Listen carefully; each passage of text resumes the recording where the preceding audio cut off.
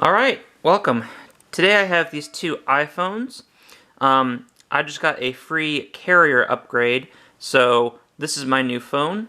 This is the iPhone XR. This is what I just upgraded from. This was my old daily driver. This is an iPhone 7. So what I wanted to do was, since I noticed that there was such a big jump with these two phones, I wanted to kind of make a video going through the big differences. I do believe we skipped a generation. I think the iPhone 8 and the iPhone 10 is what preceded this, so it was kind of a big jump. So I'm just going to kind of go through and go through kind of my personal experience with how I felt using these two devices. So the iPhone 7 was, I've been using this since 2017, I believe, is when we got this upgrade. Before this, I was using an iPhone 6. And honestly, this did not feel like much of an upgrade over a 6. The only difference is we lost the headphone jack, and I don't even think the processor got any better. I think it was really just a refresh of the 6, maybe with a little bit better camera. And my 6 was 16 gigs. This is 32, so that was nice. But other than that, this was not much of an upgrade.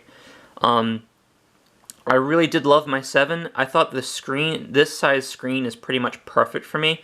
All I did was really watch YouTube videos. I didn't do much content creation or consumption on this device. So I felt that this was basically the perfect size phone for what I needed. Now, but if we look here, you can see like the size difference here is like pretty insane. Like, it's probably about a good another inch or so on here. And then the thickness, the width, probably about another half or a quarter inch width. So it's a much bigger phone to keep in your pocket. I mean, just look at, I'm trying to hold these in the same way, but like, look at the difference here. It was a bigger phone. I do like the bigger screen for like consuming content and things like that. Watching YouTube videos is nice. But when it comes to just keeping it in your pocket or keeping it on your lap when you're in the car, I do feel like this can fall off a little bit more. It's a little bit more unwieldy because it's so big.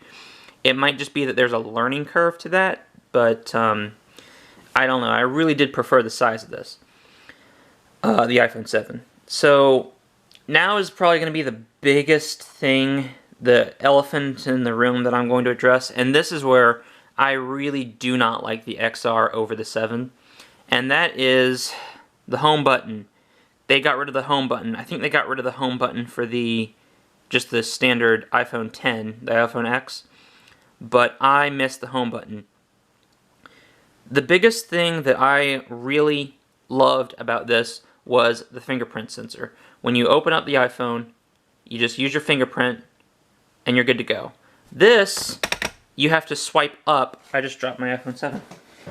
You have to swipe up on the lock screen and then put in your code or use the facial recognition. Well, nowadays, everyone's wearing masks, so the facial recognition's broken. So you have to let it not be able to detect your face, bring up your code, and put your code in every time you want to open the phone with a mask on. It sucks. I really wish they were able to like embed, I don't want to open the App Store. I wish they were able to like embed a fingerprint sensor somewhere in here. That would have been really, really nice if they could do that. But I know that would have made the phone really expensive. Or like maybe like a fingerprint sensor on the side, like or on the back, like some Samsung phones have, or other Android devices. That would have been nice. But just the option to use the face or thumbprint, fingerprint, would have been good. So, yeah. I do like that you do have more screen real estate compared to this. These, like, the screen's a lot smaller, and you do have these really thick bezels on the top and the bottom, which I did not mind. But on top here, you can't really see it because I have a black background, but we have a notch on the top. Everyone complains about the notch. I don't really care, but I don't know. I probably would have rather just had a bezel like this rather than an ugly notch like that. But the biggest issue with the notch is that it doesn't leave much room. Alright, so here, if I bring it up here, you can see, look at my battery percentage. It's low, but you can see what percentage my battery is. If we bring it up here, you cannot see the battery percentage. You have to like bring this down and it will show you your battery percentage. That is stupid. There are a lot of design flaws that make me not like this XR over the iPhone 7. I just think that this was just... I really do think they had this perfect. And it makes me sad that they went backwards so much with the design of this. Now, for some pluses for the iPhone XR, the processor is faster. I can feel like all my apps are a lot more responsive on this than they are on the 7. I felt like I can have more apps open because on the 7, a lot of times if I was doing a lot of things or I was using the phone very heavily, there would be problems with like phone crashes or apps crashing and just closing. Some games had that problem. Not on this. The iPhone XR, much better. We have, instead of the iPhone 7, which is 2 gigs of RAM, we have 3 gigs of RAM on this one. So that makes a lot of difference. Not as much as some of the high-end like Android phones out there, but it's still a noticeable difference, and it's a big help when using a lot of apps or using the phone rigorously. So overall, I do think I like this phone better. I just like, I don't know, something about how big it is. I do kind of like it. It's a good size, especially watching YouTube on this thing is really, really nice compared to the 7.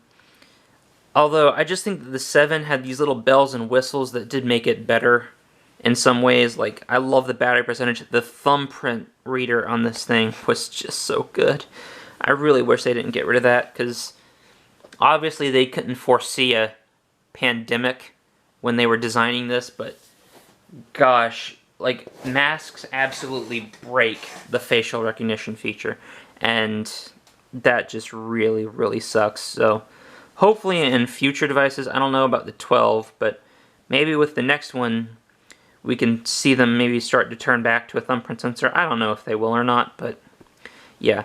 So this was just kind of a quick overview of what I had versus what I have now, and just kind of, after using it for a while, wanted to give you all my opinion, my takes on it. So hopefully you found this to be a little bit informative and entertaining. If you liked the video, leave a like and subscribe and all that stuff. And yeah, thanks for watching, and we'll see you next time.